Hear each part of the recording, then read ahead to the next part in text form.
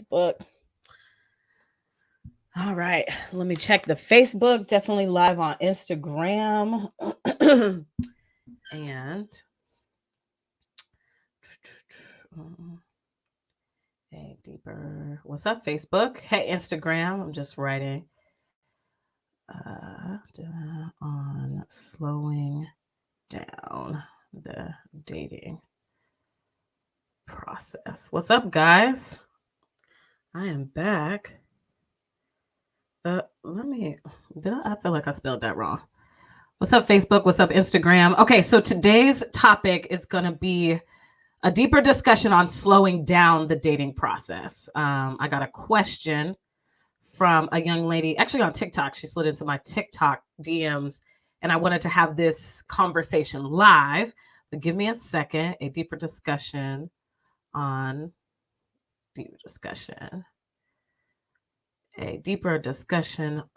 why can I not get there we go, on slow. The keyboard is crazy. Slowing down the dating process. Yes, it has been a minute. Let me tell you something. I done messed around and let Omarion touch me. And I thought I was going to be that 80-year-old woman. Like, my goal was to get to 95 and be able to tell these little youngsters one day in the nursing home or something that I don't know what they was doing in the early 2020s, but baby, I never got that little Omarion that they was talking about. And I done messed around and got it. And now that was last Saturday. So I am over a week, I guess, and a couple days removed. I had a negative COVID test today, but I don't know if you can hear it in my voice. I still kind of have the cold. And when I tell you I am still winded when I'm speaking, this is crazy. Like the side effects from what I hear could be worse. I hear that I could have had it worse. Now, I did get vaccinated. I believe in the vaccination. I got it. And now I got the Johnson & Johnson, which is apparently the most ghetto hood one. And I still got it and it worked. Because my fear was when I was growing up until like 15, I was really sick. I had asthma. I used to have to breathe through a humidifier before school, everything. Like I was my parents' child in the bubble. So COVID comes around, and of course, it's the thing that attacks your lungs, right? So I was like, well, I got to get vaccinated. So I got vaccinated, and I haven't gotten the booster yet, but now I'm going to get it because the last like 5 days, so I got it on Saturday, and then I started feeling better right around Thursday, Friday. But when I tell you these remnants, I'm like, yo, I still can't. Like, I could breathe the whole time. Like, I could take a deep breath and stuff. But the talking, walking upstairs, I had to go make my bed because, I had to wash my sheets and clean my house. And I was like, oh my God, I'm winded. What is happening? So I know that there are side effects. And I'm just praising God that, anyway, I survived it. I made it. I don't have to have one of those dramatic, sad stories from this whole pandemic that we're in. I made it. So anyway, I'm back. Yes. So that's what I've been doing. Okay. So I'm glad that you missed me, but I am back.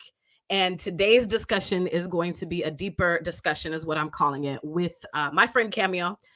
She's a Howard University graduate. She is the host of the Good Girl podcast, and she's overall a thought-provoking, well-rounded, well-spoken woman. And I wanted to bring her to the platform to have this discussion with me. So Cameo, thank you so much. I'm excited to be here, and I'm so glad that you're feeling better. I'm so glad you and Omarion had that short stint. I had to kick Omarion out. I was like, I'm sick of you touching in this ice box and all of the you have to go. So he did leave because I'm negative now, but like I said, the side effects and the remnants, they're still there. But I'm hoping, I hear 10 days, 2 weeks, 3 weeks, and then people have a full recovery. So I'm hoping for that full recovery. So let me not be remiss. If you're watching on Instagram, you know that usually I typically just go live to show you the behind the scenes of the recording of Single You, the podcast. So if you want to see Cameo, you're not going to be able to see her on Instagram, only on Facebook. So if you would like to see Cameo, you'll have to go to the link in my bio here on Instagram. But on Facebook, as you know, you're looking at Cameo right now. So with that said, Happy New Year, by the way. I feel like we haven't, we all of 2021, I feel like we definitely did a lot of lives. We had a lot of conversations. But this is our first one in 2022. So happy New Year. And Happy New Year. Happy. and I'm excited for this week. I'm excited. Like I'm excited about life. Isn't that like a commercial? It's time to get excited about your life. right. Get excited. Exactly. So with that, I'm going to read the topic that's at hand, like on the table today. And I am going to try to formulate some great sentences, even though I feel like I have a little bit of brain fog right now. But I know Cameo is going to alley-oop me when I need that slam dunk for sure. So, because you can't see it here on Instagram, I did get this message from a young lady on TikTok. And her question was this, because I always ask everybody, do you have any questions for me when you send me a DM and you're letting me know what I said that resonated with you? And then I always end the conversation with, do you have any questions for me? And this young lady said, yes. Okay. So one thing I'm like really battling with when it comes to dating is being able to separate my heart from it, because and I'm gonna read it how she wrote it, okay? Because I be taking men way too deeply sometimes. Any tips when it comes to that, I guess? And what I told Cameo, I said, with this conversation, what I believe that she is asking is, how do you slow down the dating process? Because from what I know, the women who are in my DM, my clients, the woman that I was in a consistent cycle of being mishandled by men. I guess leading with our heart, and we'll kind of go into what that means for us individually, but leading with our heart. And then, 2 months down the road, 2 years down the road, getting our heart broken. And because, you passed up the red flags or what have you. And so again, what I believe that she is asking is, how do I slow down this dating process so I can stop this cycle of being mishandled by men? And so before we get into all of the questions that I have for you, I just want to know, at first reading this message when I sent it to you and I said, okay, Cameo, let's have this conversation. What do you think about this? What were your original thoughts, your first thoughts when you read this message from this young lady? I think if anything, it takes time to process something. But Yep. my first thoughts were, I don't think it's necessarily about your heart. I don't think it's a personal heart issue, right? I think if anything, it is the men you're dealing with type issue, or how you decide to engage men. Because dating, like, that is your heart. You cannot remove your heart from the dating process. I think you can attempt to manage it. I think you can put boundaries up. I think you can,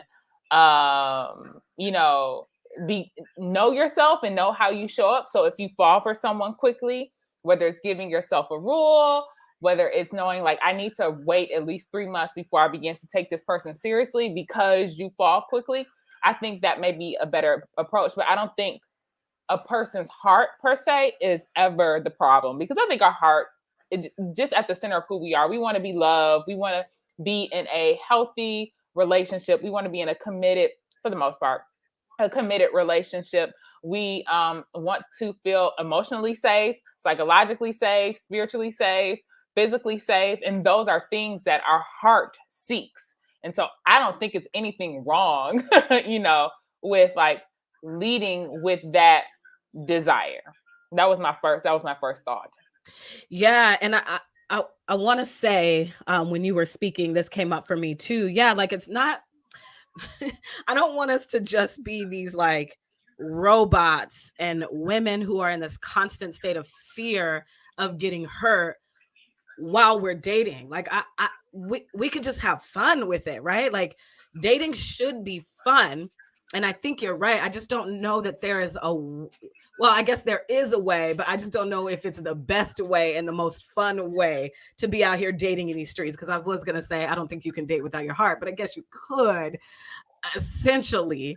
But I do think that there are levels to it as well, right? Because the Bible does talk about guarding our heart. Mm-hmm. And so we have to figure out on our journeys of figuring out who we are and self-actualizing, what does that actually mean? Because yeah, go ahead, go ahead. And I think like this idea of it, so two things come to mind. The idea of not dating with your heart. The first thing that came to mind is savage. Like you're a savage if you don't if you decide not to date with your heart. And even still then, I still think you're dating with your heart. You're just dating with a broken, hurt heart. If you're dating like a savage, right? Where you don't care about people's emotions or feelings. You're just out here doing what you want to do. I also think that there is a lot of conversation about how you should show up in a relationship, like this specific approach, this task, like don't show too much of this, don't do this, you too much feminine energy, too much masculine energy, let him lead, be like it's all these things, and it does create this very much robotic type of person where you aren't allowed just to show up and just be you. Like that is it, be you. Are you a loving, compassionate, happy, goofy? Do that. Be that. Because I guarantee you, if your somebody is out there, right? I guarantee you that that person is going to welcome that person is going to love that, and it's not going to be a reason to discount you or to not date you. And I'm glad that you brought that up. The you know, do this, don't do that, all of these rules that we have while we're out here dating. Because you said something when I first originally sent it to you. It's like, because the way social media is set up, right? There's a lot of gurus. And I know that I claim to be the single girl's life coach, and I have my program, and there's steps that I would give you for you to date, I guess, authentically. But I would never say that I'm a dating coach or a dating guru or relationship coach. No, no, no.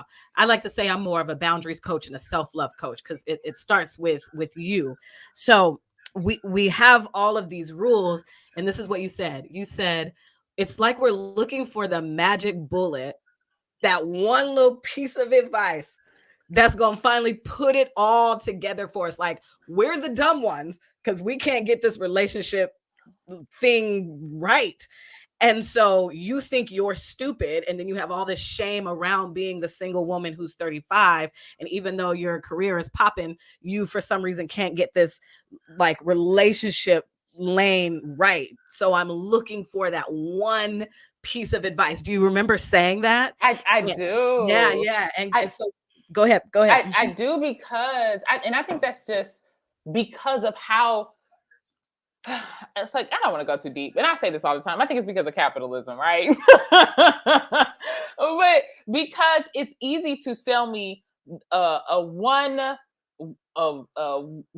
thing fix everything, prescription. It's easy to say, you have a headache, therefore you take an Excedrin, versus really taking an inventory of who I am and saying, no, you're really dehydrated, or you have this type of deficiency, or you don't get enough sleep. And so when it comes to dating, I think we do the same thing. And that's how a lot of these gurus create these prescriptions and even somewhat build their platforms with this one answer to, like, this is your problem, or this is your top 3 issues when it comes to dating, not taking account the very nuances of life, right? Like, you could just be in a location where the type of men that you desire do not exist. It can be something as so. And I think, and as we have this conversation, I think it is important to understand that there isn't an answer that is a magic bullet, a gold. I get cliches wrong all the time. Was it golden bullet, magic bullet, silver gold? I don't know. You guys know what I'm saying. Like, it's not a single answer to anything. Yeah, exactly. And so that's why I said through with her question again, that she's really battling with, when it comes to dating, being able to separate her heart from it. And she feels like she's taken men too deeply sometimes. That's why I said, through this lens, the lens of I believe that she is asking how to slow down the dating process because she's consistently being mishandled by men, which we who wants that, right? Like no. I think a lot of women, we do want that one guy, especially my clients, right? So I can't speak for all women, but as far as like the lane that I'm in, we all want that one guy that we can just give all of this love that we have to this one guy. And how come he cannot reciprocate that? Where's the reciprocity, right? And so we do want to stop this cycle because we do want to figure out a way to have that reciprocity. Isn't that a what's her name song? Yeah, I was thinking about it. It's like reciprocity. Yes. What is her name? Lauren Hill, isn't it? Lauren Hill. There we go. Okay. That's where I got that big old word from, because I would have never ever thought of a word reciprocity without her. But I say that to say, so we're trying to answer through that lens as at best as we can in this 30-minute, 45-minute conversation, because at the end of the day, it does start with you. So going back to your headache analogy, like everybody, usually if I have a headache, people are like, oh, you got some Tylenol, you got some Tylenol. I know Tylenol doesn't work for me. Neither. Yeah. And I actually have to use Aleve, right? So the principle is the same. Like, okay, you probably need to take some medicine or drink some water or whatever, but you have to figure out if that actually works, which one works for you in that lane of that principle, if that makes sense. And so I also want to add, like, I know we're talking about medicine, or we're using this analogy. You could also be a person that, you know, you do not like to take medicine. So you have to find a different route. And then what happens is you have all these people around you telling you to take Tylenol. You take Tylenol, it doesn't work. And you're like, oh, it must be something wrong with me. And so if we relate that to dating, like, and we have these methods and we have people sharing their experiences, again, it's a grain of, I need to stop trying to use like cliches, but it's like a grain of sand, grain of salt, sand, something small, sugar, whatever, you know. Look, and I'm supposed to be the one who has a brain fog right now. Yes, a grain of salt. We take everything with a grain of salt. Mm-hmm. Yeah. So I just, again, I know we're going to move forward in this conversation, but just understanding what happens when we think things don't work out, or when someone does pass on some type of advice, or even what we're hearing on social media. Right. And a good example of that is, you know, there's so many messages out there about waiting for sex, having sex. Do you do it in the first 90 days? Do you do it on the first date? Will a man stay with me if I do this? What? It's really about, again, knowing who you are. So I know exactly who Reka is through my experiences that I have had, that I cannot be the woman who is sleeping around. I can't do that. That it doesn't work for me. So I don't care what Cameo says, what Kevin Samuel says, what whoever the heck says about sex, and it's just sex and men don't care, or they will, because there's so many messages out there. Will they call you a slut or will they not? Will they not leave you or will they not? So I don't care that Cameo is taking Tylenol or whoever is having sex whenever they're having sex. It's not a judgment call on their character. It's about who Reka is and my prescription to myself. And to me, you know, like I said earlier, you know, the Bible talks about guarding your heart. And what does that mean? I think that each of us have a different principle, a different prescription to what that looks like. And for me, I want to show up as authentically as Reka as possible, but that does not mean that I have to have sex. That's not authentic to me. That because what I was doing in the past was thinking like, oh, I'll have sex with him because that's the cost of dating, or he'll stay. I'll lose this good man if I don't give it up right away. And I no longer subscribe to that way of thinking. And so in order for me to guard my heart and maybe not lead so much with my heart, is I took sex off the table. Now, does that mean that I'm not nice to these men? You know, like, because like you said, to me, I guess we'll get into that next. Dating with your heart. Like, what does that look like for you?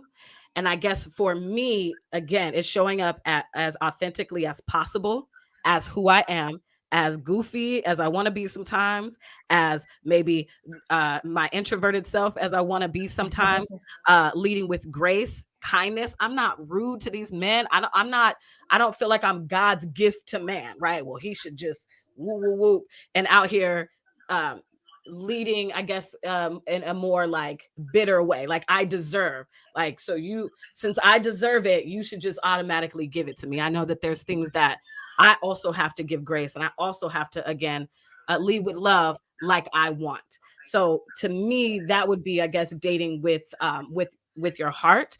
What would that mean for you, Cameo? Dating. So I think, honestly, I think for me, dating with my heart could get me in trouble because, because like, again, because I know me. Yeah.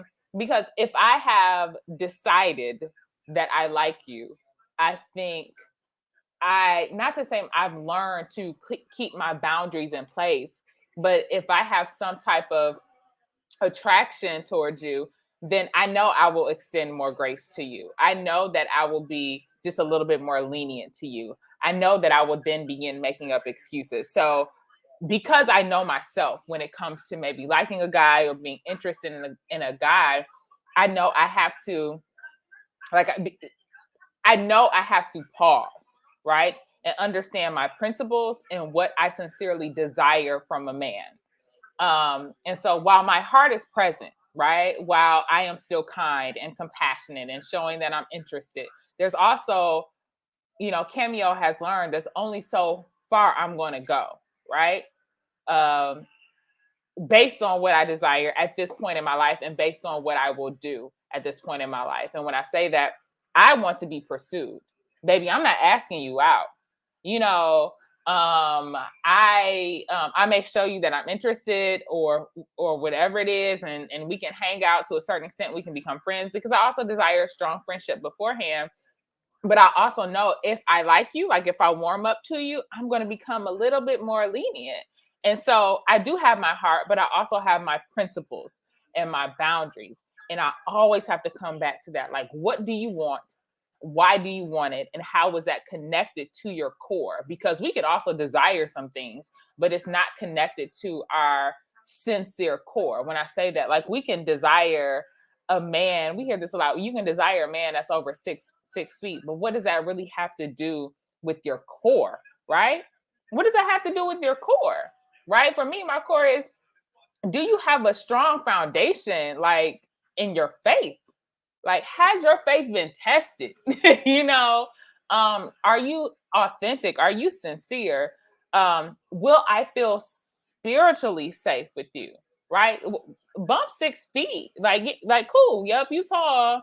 But when it comes down to the things that I sincerely desire, like I have to pump the brakes and I have to bring myself back to it. So that allows me to balance leading with my heart with logic. Because if Cameo led with her, I probably would have been in and out of 50 million relationships. Listen, right? Because it really is only with the men that we like, right? Like, we're not having these issues with dudes that we don't like. Like, whatever, I don't like you, Brandon, get out of here. Like, but it's the one, it's the Tyrells or whatever that we sincerely like, and we want it to work out. So then we jump, I guess, heart first, where we are giving way too many excuses. We're extending way too much grace because we really like him. So I do want to go back to this living, the mixing the boundaries and being authentic to ourselves. And again, when you're a woman who is finally like, you know what, I am consistently being mishandled by men and I am ready to figure out how to stop this cycle, you will then take a deep dive into who you are, right? Because if you don't know who you are, you can't show up authentically. And you also don't know, like Cameo said, I know that when I really like a guy, I will do this, this, and this. And I have to put boundaries and parameters around myself in order to slow down the dating process so I can stop that cycle of being mishandled. And it's executing those boundaries. I always say it is in your boundaries that you show yourself you love yourself. And psychology 101, You are your behaviors. So it doesn't matter how many times you say, I'm never going to allow a man to do this to me. I'm, know myself, know my worth. And when the song comes on in the club, you the first one to be like, I'm this kind of woman, and you're performing confidence. It doesn't matter how much you say that. If you're actually not executing it well, then you're not that woman. That is just you performing confidence. You are your behaviors. So I always ask you to ask yourself, what do your behaviors with men show you about you, right? Yeah. And so again, let's go back to showing up authentically as yourself. I wrote down this question. Don't let your past experience, because this is what you said, and in our private conversation, and you said, don't let your past experiences that are non-factors now dictate how you show up authentically. Do you remember saying that? And let's pack it. I do. Listen, I'm glad that you wrote down some of the things I said. Because I can take notes. When I have conversations, I'm like, I do this. I'll be taking notes because I would have been like, ooh, let's unpack that. Yes. Yeah. Because so leading with your heart. So I think I want to make sure I'm not mixing messages, because I initially said, it's okay to lead with your heart. And then I said what I do, like I have to stop myself when leading with your heart. And so I just want to be clear. Like, again, I don't think there's anything wrong with leading with your heart, but you have to understand where that takes you. And if you can lead with your heart in a safe space, because like you said, the word of God is very clear, guard your heart. And so are you guarding your heart when you're leading with it, right? And I think a part of that guarding is the boundaries. So it can safely go to and fro in relationships and love and care and so on and so forth. And so I made that statement because we tend to get in relationships or meet people, have exchanges or experiences with individuals. And because that experience wasn't good, we intentionally, because there are also some unintentional spaces, but we intentionally create rules, or we intentionally allow those negative experiences to change how we decide to show up in the next relationship. Meaning, I'm not going to be as nice. I'm not, and listen, I'm somewhat of a product of that too, because I'm like, I'm not going to show him that much grace. Like, nope, first time done, cut it off. Yes, I know. And sorry, I just want to, and then that is the space I believe a lot of us are in once we do the work, right? Because once you do the work, you see things so differently. So it is like I could just cut you off, because Maya Angelou said, when people show you who are, that believe them. So I'm about to just cut you off in 2 seconds. So there does need to be like this balance of like grace, because we are human, and sometimes I'm gonna rub a man the wrong way. I'm not perfect. I will never be perfect. Doesn't matter how much work that I do. Sorry, just wanted to put a pin in that. Go ahead. No, but I think it's so true, and I'm glad you brought it up, right? So Maya Angelou, a literary giant, right, who has had a world of lifetimes of experiences when it comes to people, when it comes to living, when it comes to being a woman.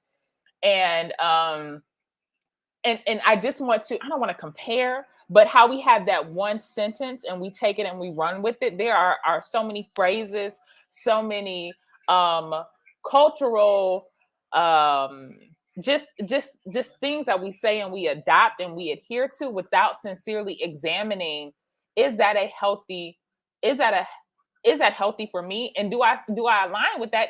And is that realistic? Like, there are so many things that have happened in our culture when it comes to how we handle people. Everything from, and I don't want to go too far off on a tangent because we're staying with dating, but I think at one point in time they were talking about, you don't owe your friends an explanation. What? I'm your friend. What would you? What? I care about you. What? Like, why would you not say this is why? Why would you not say this is why you cannot? This is why I can't go out with you. Right. Yeah. Yeah. So you said something there. Like, we take these quotes, because I love Maya Angelou and I use that quote all the time. Mm-hmm. Because we can take these quotes, run with it without doing any of the work, not know what it means, and then also not know what it means for us. What does that mean?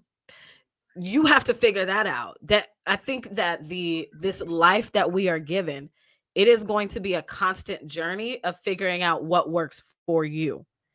And you have to you have to go on that journey. So it doesn't matter the amount of inspiration you have, the advice that's all over the internet, just know that there isn't one thing, as we were talking about earlier, that is going to work for you. There's not one little magic bullet, and then all of a sudden you get the relationship you want.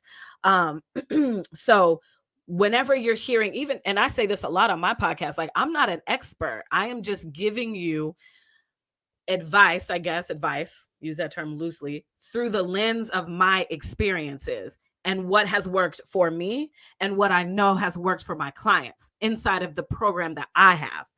So that's why I'm always clear about, this is the woman that I work with, a woman of faith who is ready to stop that cycle of being mishandled with men, mishandled by men. Sorry, COVID brain. So I want to have a tangible example about this, like, um, do not let your past experiences that are non-factors now dictate how you show up authentically. So I've always had an issue with men telling me I'm too much. Literally, my $10,000 boyfriend, y'all heard me talk about this before, literally broke up with me saying I had it two together. I've heard that my whole life. And so for me, I could have went the other way where I'm like, well, I'm going to continue to minimize myself and not show up like that. Because when I do, they run like, oh, Reka has it two together. She's well put together. She's a professional. And I decided in my journey of doing the work, and it's a journey and I'll continue, that no, I'm not. I want to show up as too much. Like, I want to, like, you know what I mean? Like, as much as I still in the back of my mind am afraid of that, like, oh, dang, it's like, I don't want to pretend that I'm somebody that I'm not. And so I saw this meme the other day that I'm going to read. It was a tweet, and it's from Coach. Her name is Carla. Oddly enough, shout out to our friend Carla. But she says, you think you're being a low maintenance partner, but you're actually just afraid your partners won't show up to your needs. So you pretend to not have any. You should impact a space you're in. It's okay to require things from the people in your life. You are not too much.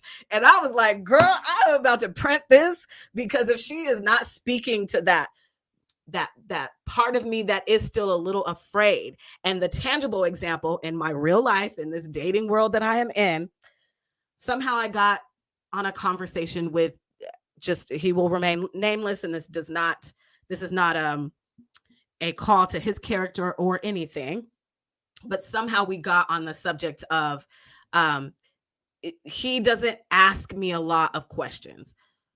Whenever we talk, it's because I hit him up first.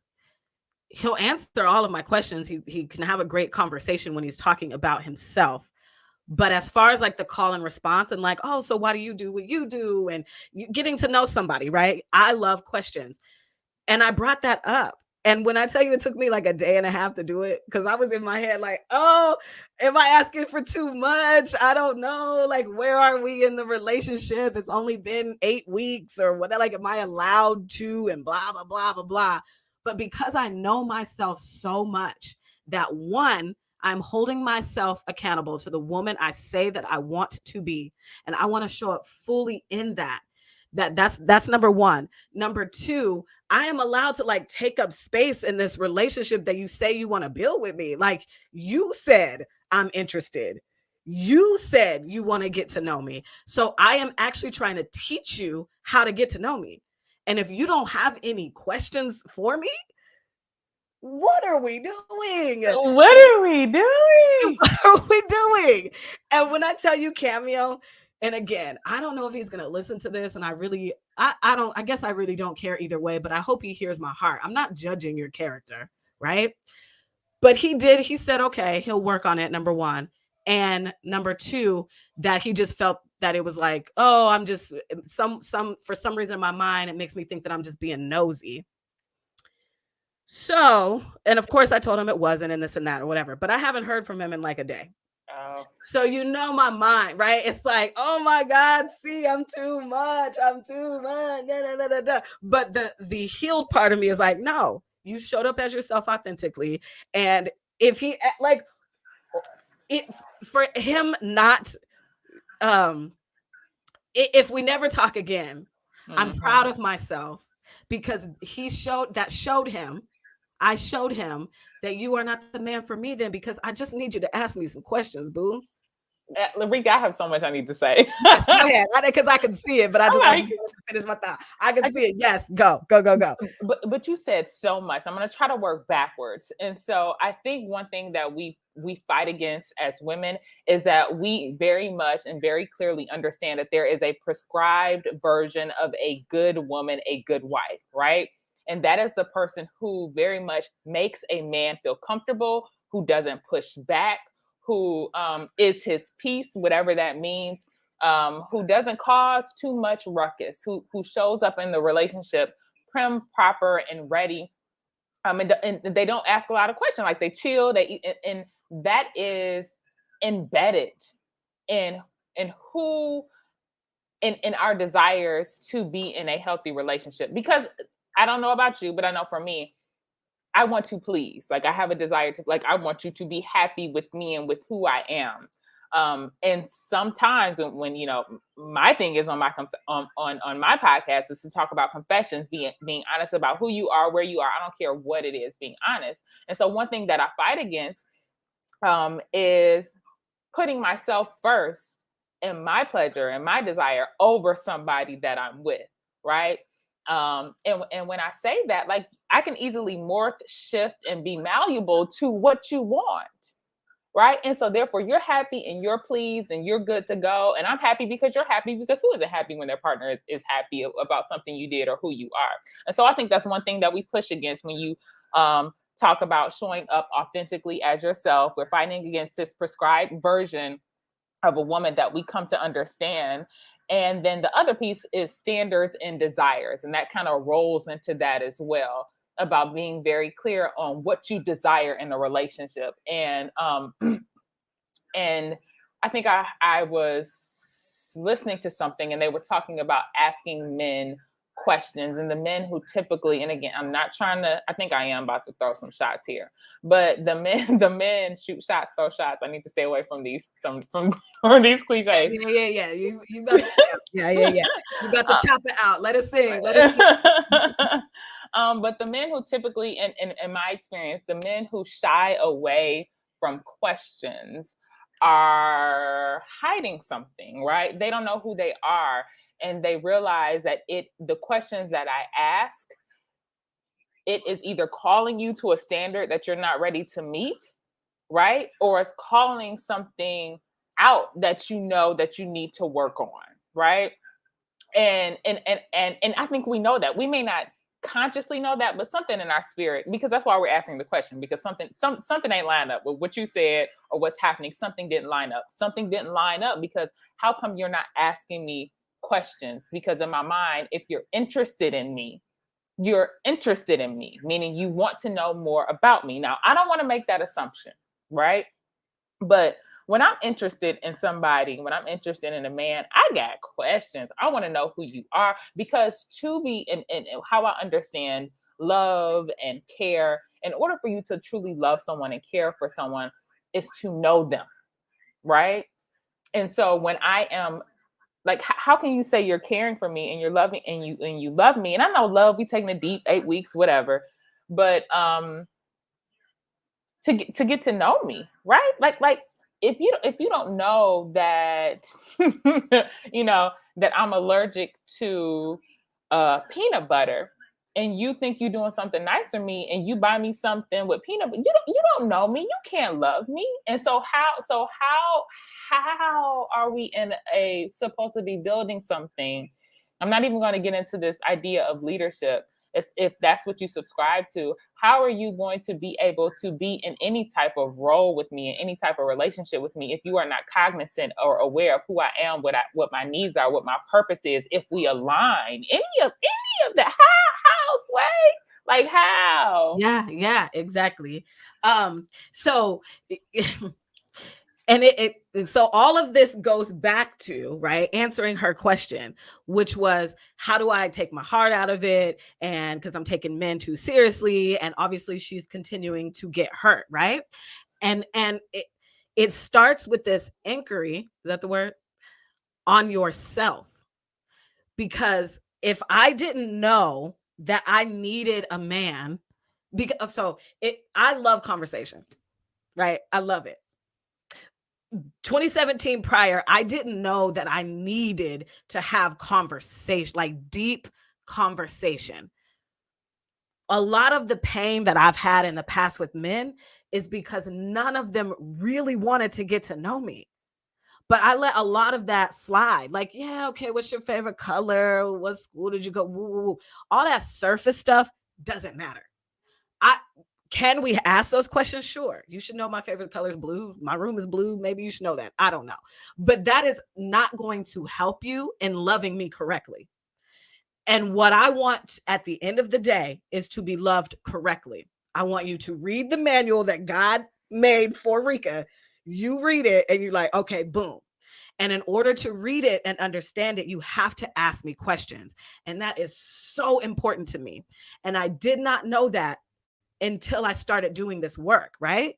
So leading with my heart, showing up authentically, now that I know that because I studied, I can say that to a man with confidence, with the audacity to believe that I can get what I want and the patience to wait for it, because the fear is there that he'll leave.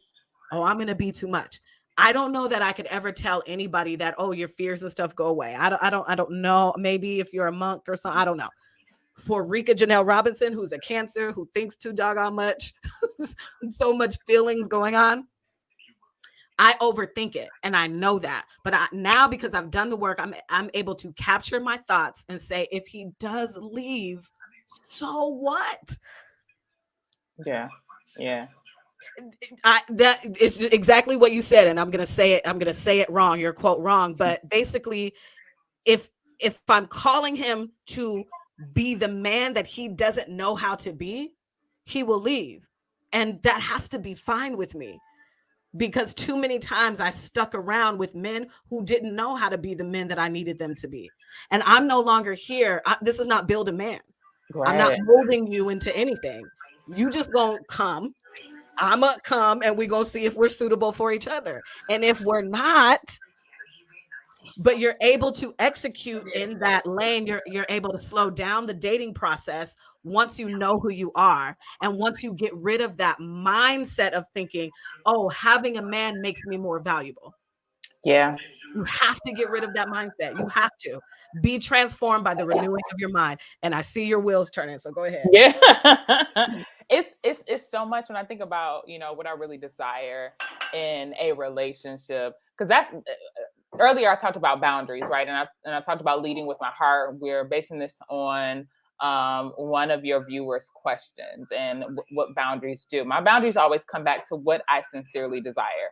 And what I try to surround myself with, and what I think is a part of a successful relationship. And one of the things I think about is, what does love really feel like, right? And I think love feels like freedom, right? Where you're able to show up authentically as yourself, like you have no hesitation in being who you are. If anything, you are allowed to be more of who you are than in any other space with this person, because they accept you, they love you for who you are. Now, this doesn't negate your desire to grow or your need to grow in certain areas or anything like that.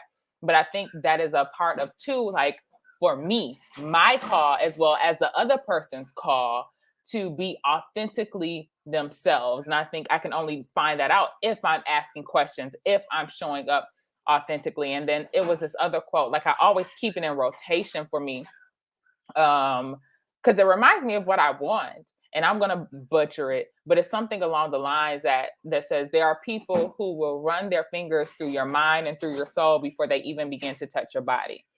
And I'm misquoting it, but it's the idea that the desire is there for me, right? For my spirit, for my core, for if something happened to my face, to my legs, to whatever tomorrow, the core of Cameo is what you're attracted to. All these other things, that's like the cherry on top. And that's the same desire that I would have for him. And I think that only comes by way of asking questions. That only comes by way of being authentically you. That only comes by way of setting these boundaries of what you really desire and keeping your heart present. So not dismissing it, but keeping your heart present. And I think, and that was the heart of me, the grace of me to say, you said you were interested, right? You said that you wanted to get to know me. So let me tell you something that you're doing that is not rubbing me the right way. Did I say it with an attitude? No. Did I say it with disrespect? No. Did I say it wanting like to basically give him a safe space in it as well? Sure. Because maybe he didn't know. But instead of just thinking, oh, he doesn't know and it'll get better, I know that how you start is how you finish. So I'm like, I need to, you said you were interested, bro. Like you said. So let's have the conversation about the things that you are not doing correctly to get to the core of Reka. And I think I may be going off on again another tangent, but something I read is that women tend to listen to a man's words and believe that, but it's his actions we should be paying attention to, which I hear, but I still think I'm going to call somebody on the carpet of that, because if you are a man of integrity, if you are like, what? Because essentially you're lying to me when you say you're going to do something and you don't do it. Like that's like oh bro, you ain't, your yes is not a yes and your no isn't a no. You lukewarm, baby. You Listen, got to figure that out. So how am I going to trust your word when we move forward? If you're talking about being in a relationship, how am I going to trust your word when you tell me to do something? Right? I say tell me, that's whatever and whatever. But if we're in a heated debate, or if you say something to me or if something goes down, I need to be able to trust what you say. And right, if you can't even do bare minimum and you said we gonna do X and X number comes, how Sway? And because people just say things, right? Especially in the moment and the feelings, and you know, I'm a cute girl, so it's easy to say, yo, I'm interested. Like, what's up? What's good? Okay, but what does that mean? So you know what I mean? Because, and so once I call you to the carpet and explain to you these are the things that I like or what have you, and then you don't do it, that means you weren't interested in me. You were just going off the natural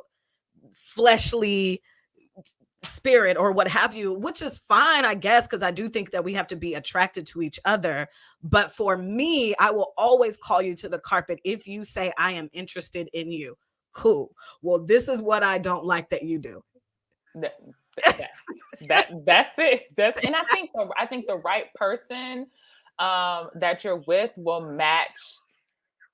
I kind of want to say like match your energy to a certain extent. Like you guys will find the yin and the yang and right. and whatever that looks like. But I'm Reka, I'm wholeheartedly on board with you, and I get that push and pull that maybe I need to be softer. But are you sincerely, whatever that means, softer? But are you sincerely soft?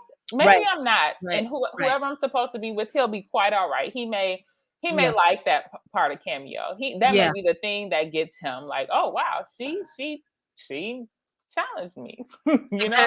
Exactly. And I do want a man who wants me to challenge him, not in a disrespectful way, but we should be challenging each other. You know what I mean? Like then it's boring if we're not. What are we doing? Okay, so I do want to end on this.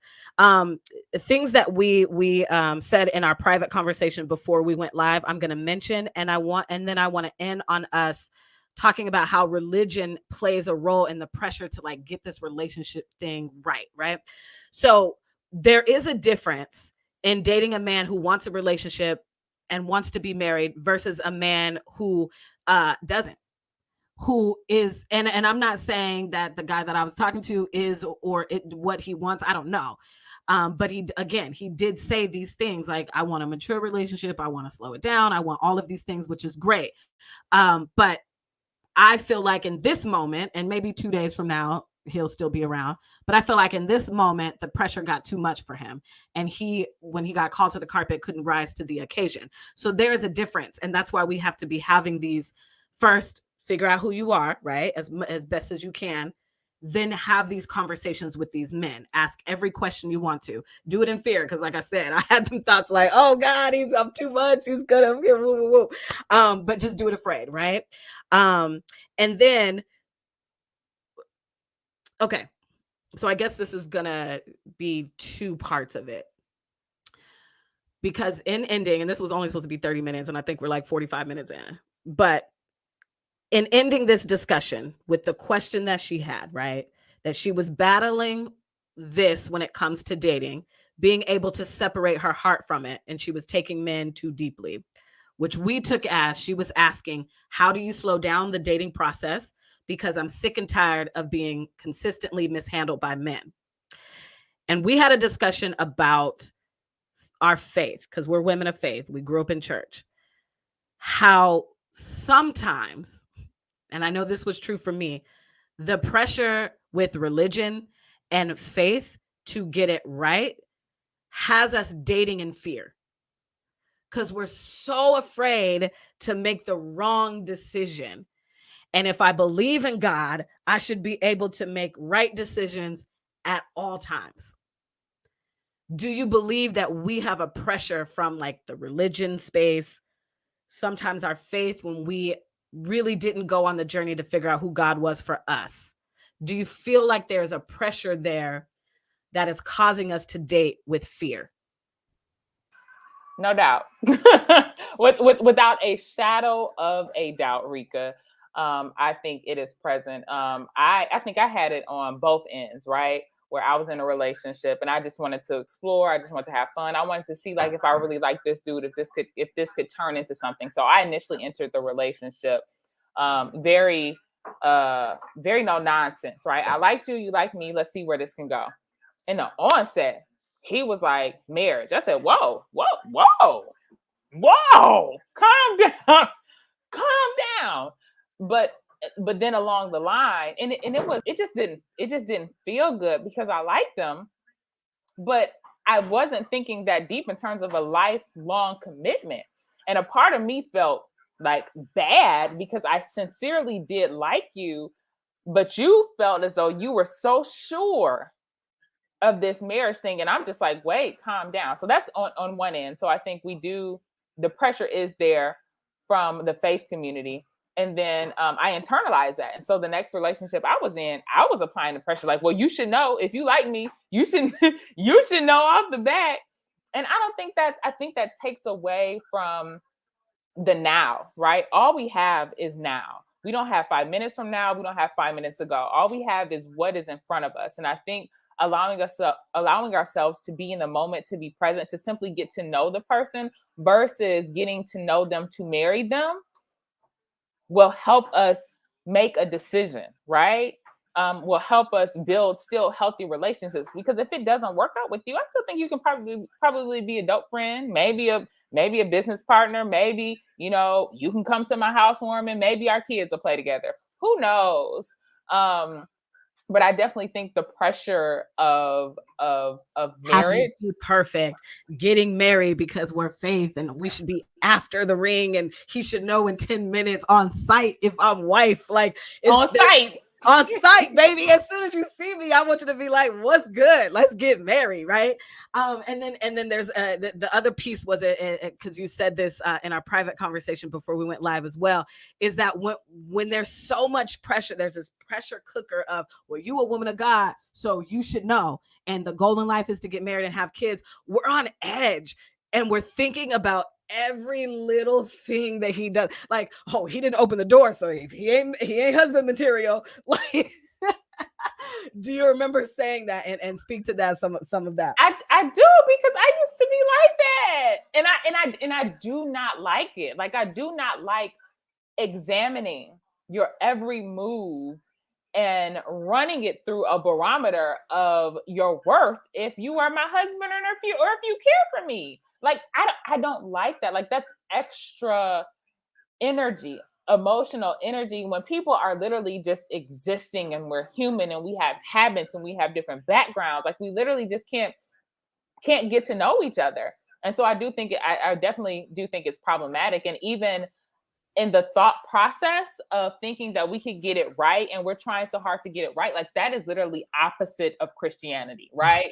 Because say that. Oh, yes, go ahead. It is literally the text that I sent you, but go ahead. Yeah, it is opposite of Christianity, because when you think about it, our faith, Christian's faith, is built on the work at the cross. And the work at the cross is rooted in our humanity, meaning we are a fallen group of people and we need God. We mess up. We need the blood of Jesus. We need the Holy Spirit. And so if we are aspiring to this idea of being right all the time, we're saying, I don't need your blood. I don't need your help. I don't need any of that. I'm good. And listen, I'm speaking from, this is from when God checked me from that space. When God had told me, oh, so like, why are you trying to be right so hard, right? I think there's a space for our desire to please God, but we easily cross the line. We have crossed the line so many times in thinking that if I mess up, as though the God we serve is not omniscient, it's not like hasn't planned and doesn't know you're going to F up in this place. So I have grace for Cameo here. I have grace for Reka here. I know you're going to mess up, right? I'm going to send messages to you. I'm going to pull you together. Like and this could be like a huge theological argument. It could be somebody on the other end of the fence. But I don't see, based on who I am and based on my conversations with God and based on my desire to get it right and commune with God and to just asking God to make me more sensitive to his spirit. I don't see, with me having that posture, I don't see God just allowing me just to, she made the wrong one move. Oh, well, that's it for Cameo. Right. She ain't never gonna find a husband. We done made whoop, whoop, whoop. And it's okay, a couple things, and then we're done. Because I was having this conversation with my cousin, and he always says, you're more Christian than me or whatever. And I'd be trying to tell people it's not about more, less, whatever. Like, just have a relationship with God, like figure that out. But I told him, I said, the problem with women of faith and where I was is thinking that, and we've had this conversation before, Cameo, that Beyonce never messed up, Oprah never messed up. And here I am, I gave a whole man $10,000. It's over. I suck at this relationship thing, and I'm never going to get the actual relationship that I want because I messed up so much. And we live in a space, in this religion space, because God hates divorce and blah, blah, blah. And we're dating as if we're already married.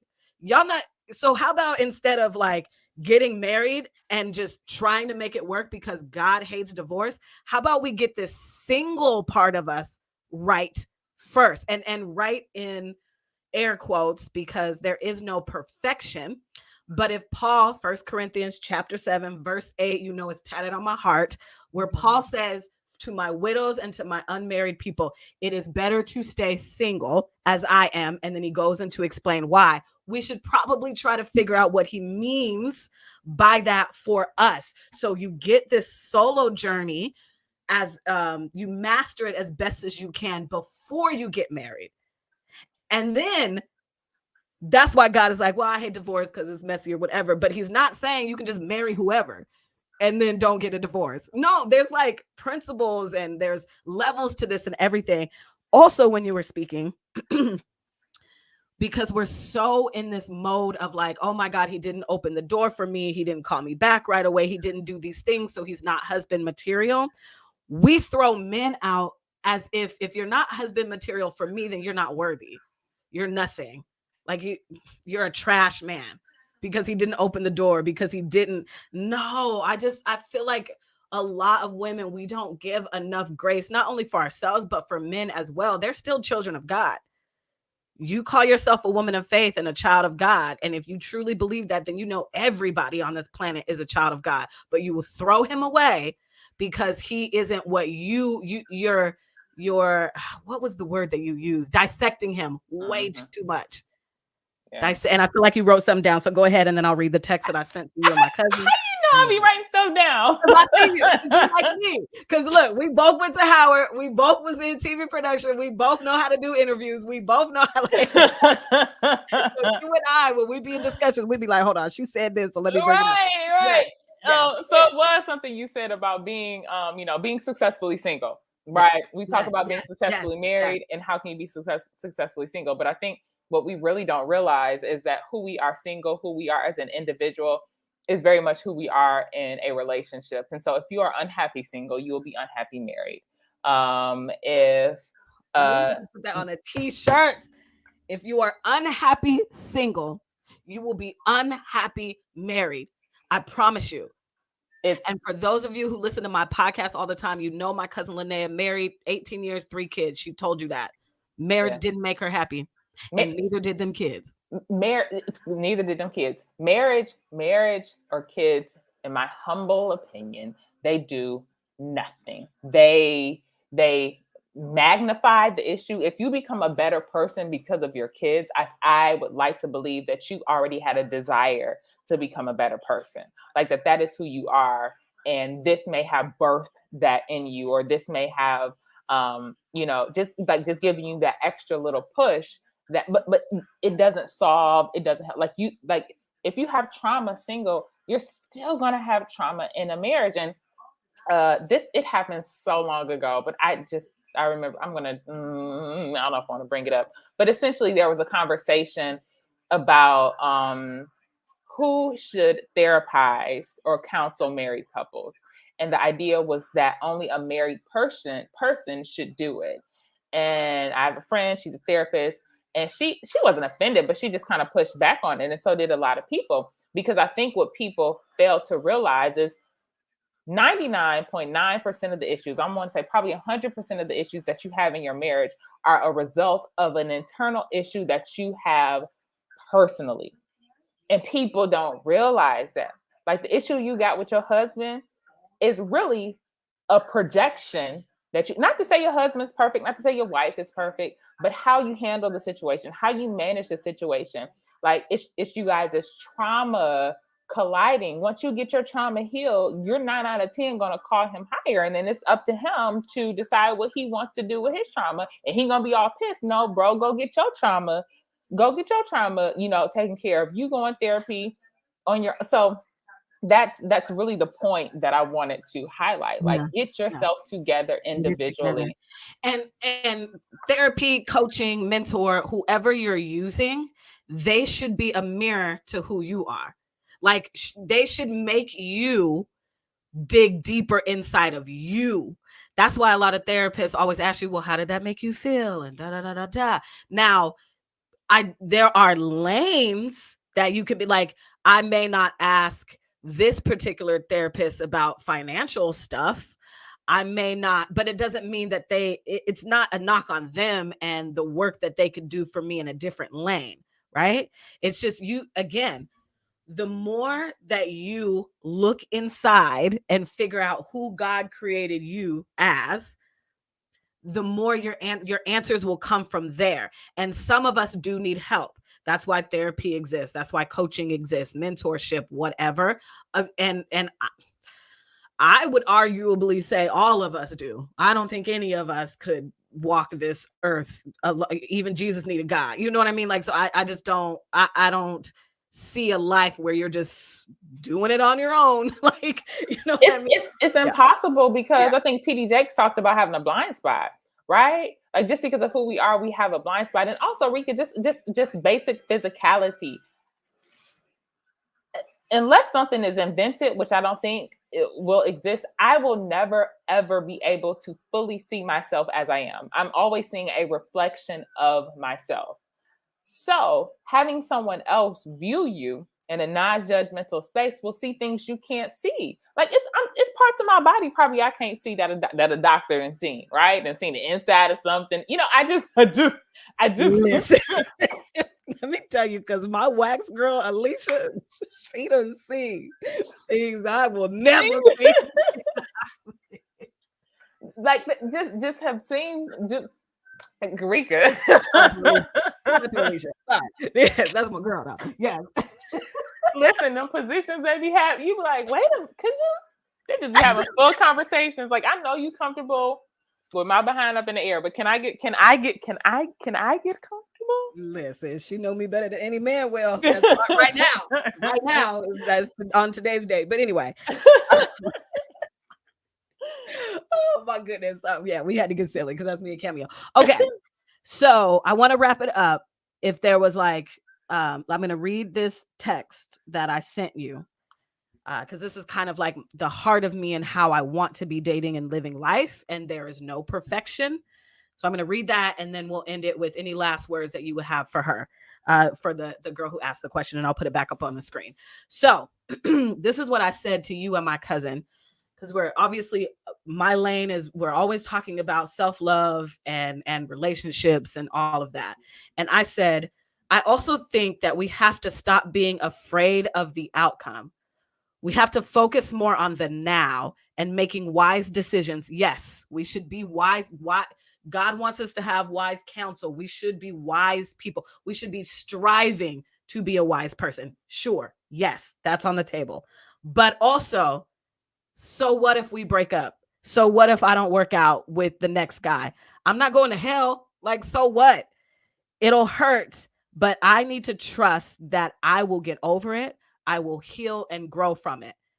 At least that's the mindset I want to have, right? I remember watching an episode of Dr. Phil, and this lady was trying to work it out with her husband who had cheated on her. But it was like 2 years removed, and she kept making him pay for it. And Dr. Phil said, "What are you afraid of?" And she said, "That he will do it again and he will hurt me." And Dr. Phil said, "And he hurts you, and what? You don't trust yourself to get over it?" And I wish I knew then, when I was watching the episode, what he's talking about. Whatever happens, I will heal and grow. I trust myself to get over it, to heal, take the lesson, and run. Now, what I've been through, the $10,000, the emotional abuse, that ain't gonna happen again. I'm gonna have new mistakes, sure, but that is not gonna happen again, because now I'm wiser and I learned, and I'm taking the lesson and I'm running. But I don't want to date from that space of fear. Like, oh my gosh, this man is going to hurt me. God is not, if it's not, I'm already going to heaven. I believe in God. I confess with my mouth, I believe in my heart. I'm going to heaven. So this fear of, like, if I don't get it right, I'm not a good Christian woman. If I don't get it right, I'm going to hell. We got to get rid of that. It's not happening. And go ahead, Cameo. A long time ago, I understood what's typically at play when we make decisions. I think sometimes we think it is either love or hate, but I don't think that's the case. I think it is love or fear. And fear is, or hate is, a product of fear. And that's what we tend to make decisions out of, fear or love. And if we can sincerely get to a place, because who wants to be in a relationship where you're making, because you can feel that energy. Who wants to be in a relationship where you are making decisions and you are showing up based off of fear? Your authentic you will not exist in a relationship or in any space if you're making decisions. Like, our brain composition and the hormones that are released in our body are different when we are afraid, when there is fear present. And so trying to make those slow, what did you say? If you're going to do it afraid. And so trying to make those small changes where you really begin to do things out of love and understanding why, like, what are you really afraid of? And then say, okay, if that happens, and what? And what? And what? Because a friend of mine, we were having a conversation. I forget how long she's been married. But she says, Cameo, I do not think my husband is going to cheat on me, right? And I think that's a fear for a lot of women. And some have just accepted, like, he'll cheat on me, okay, whatever. But she says, I trust my husband that much, based on what she has shown, based on what he has shown, based on what he has said. Not to say like she's just lollygagging in the relationship or anything like that, or not to think that women aren't out there going after him. But I said, wow, what an amazing place that must be, to be in a relationship where you, in the farthest corner of your mind, do not believe that your husband will cheat on you because of the actions that he has shown. No matter what is going on in the relationship, no matter what fight y'all had, no matter anything, right? Like, what an amazing, like, what type of person would that produce? How free would you show up in a relationship? Because if I start doing things thinking that you're going, the only reason I'm cooking dinner like this for you is because I'm afraid some other woman is going to cook dinner for you and you're going to leave. Or the only reason I am working out or putting on lingerie It's like you're not doing that out of love. You're not doing that out of that's who you are. And so therefore your relationship is based on fear. And you can feel that. You can feel that. But that's how most of us date, because we don't want to be hurt. But that's not a promise from God. In fact, he said you will go through trials. So, you know what I mean? Like, but, and so I just think a lot of us faith-based people, we actually don't know what that means to have faith. We don't have a relationship with God. Okay.